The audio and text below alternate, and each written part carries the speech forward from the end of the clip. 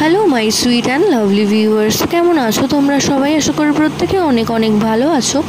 আজকে আমরা চলে এসেছি নতুন আরেকটি ইনফরমেটিভ ভিডিও নিয়ে। তো আজকের ভিডিওতে কথা বলবো প্ল্যাসেন্টা পজিশন প্রস্টেরিয়র হলে গর্ভের আগত সন্তানটি পুত্র না কন্যা।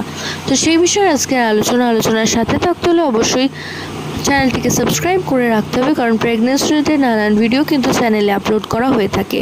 তো কোনো গর্ভবতী মায়ের যদি দেখেন প্ল্যাসেন্টা পজিশন প্রস্টেরিয়র, ওল্ড ওয়াইফ টেলসে মনে করা হয় যে প্ল্যাসেন্টা পজিশন যদি প্রস্টেরিয়র হয় সেক্ষেত্রে গর্ভের আগত সন্তানটি একটি ফুটফুটে পুত্র সন্তান আসতে চলেছে। তো এর সাথে বিজ্ঞানের কোনো লিঙ্ক আপ নেই, কারণ প্ল্যাসেন্টা পজিশন অনেক কিছুই হতে পারে।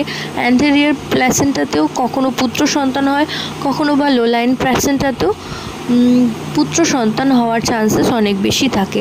আবার প্রস্টেরিয়র প্ল্যাসেন্টাতেও কিন্তু পুত্র সন্তান হয়। আমার ক্ষেত্রে এই যে তথ্য সেটা কিন্তু মিলে গিয়েছে।